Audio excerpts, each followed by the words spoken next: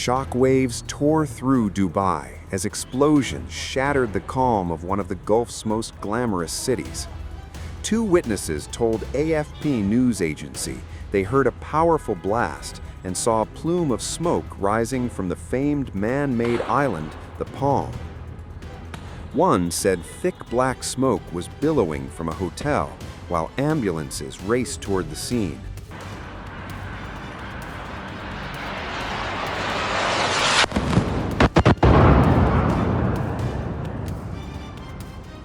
Authorities later confirmed that an incident occurred in a building in the Palm Jumeirah area, sparking a fire that injured 4 people.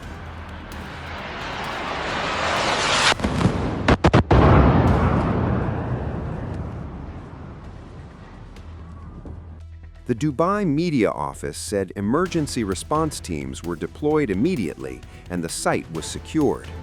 Dubai Civil Defense has confirmed that the resulting fire is now under control. 4 individuals sustained injuries and have been transferred to medical facilities, the statement said. The incident, targeting one of Dubai's most recognizable landmarks, stunned residents.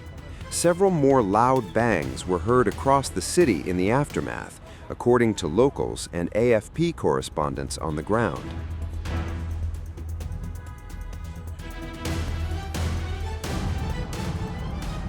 The dramatic scenes unfolded as Iran carried out retaliatory missile strikes across the oil-rich Gulf following joint U.S. and Israeli attacks across the Islamic Republic. What was long viewed as a haven of stability and luxury suddenly felt exposed. Earlier, the Burj Khalifa, the world's tallest building, was evacuated after explosions echoed across the skyline. Residents reported windows shaking and missiles streaking overhead. Iran reportedly launched strikes on all oil-producing Gulf nations except Oman, which has been mediating U.S.-Iran talks.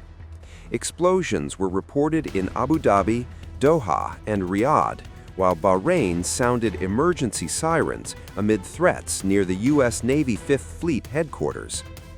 In Abu Dhabi, missile debris killed 1 civilian, according to UAE officials, who condemned the strikes as a dangerous escalation. With roughly 90% of the UAE's population made up of expatriates, Dubai, long synonymous with opulence and safety, is now confronting a chilling new reality as regional tensions spiral beyond borders.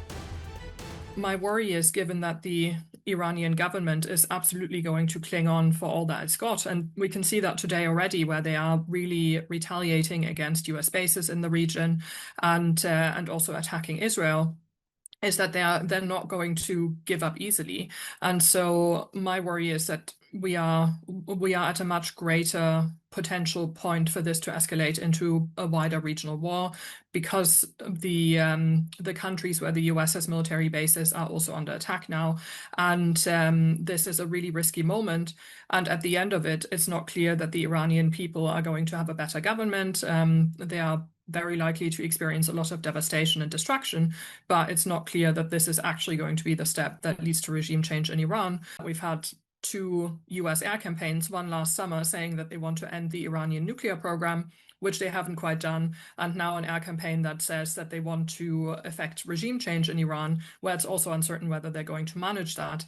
But the result essentially is that it's beginning to look actually very dangerous to negotiate with the United States, because it seems that if the negotiation isn't going in the direction that the US wants, they might just bomb you. And I'm not sure that that's really a message that we want states around the world to internalize. If there is a continued air campaign in Iran, that also makes it harder for protests to actually take place, because if you are under bombardment, even if the strikes are trying to target certain military targets precisely, we have seen that there were explosions in Tehran, in part because the US government was trying to go for Iranian government buildings and so on.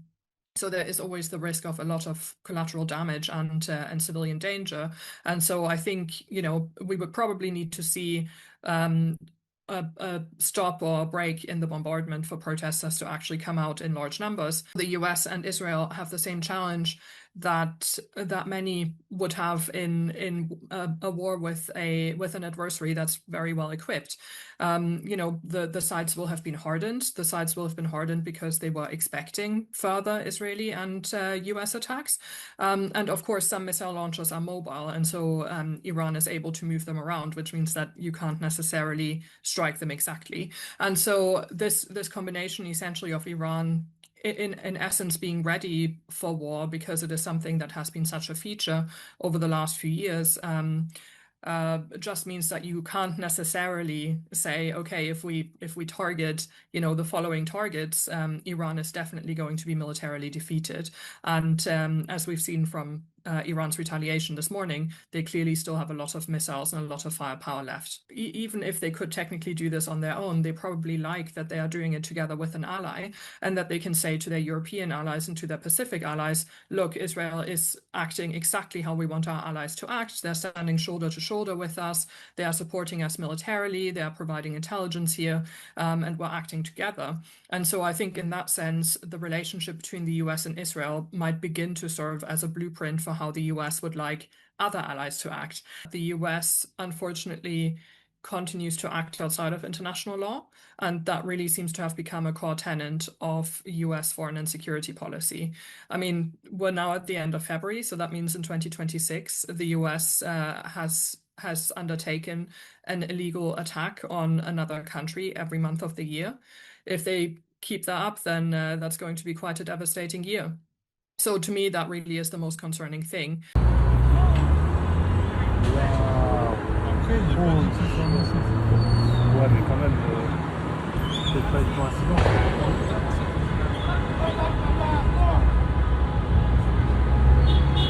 Ah, c'est fermé. Putain, tu es où?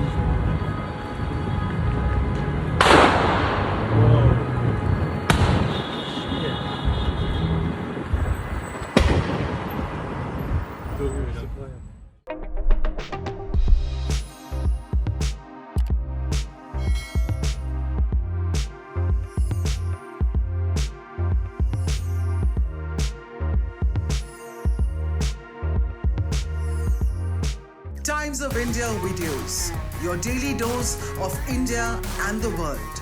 Global news, different views, and sharp analysis.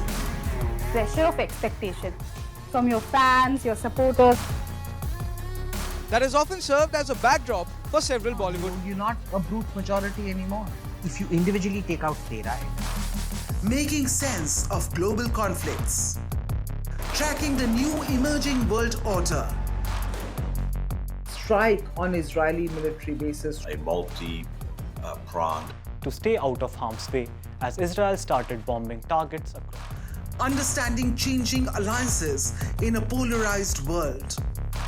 Tune into TOI videos for all this and more.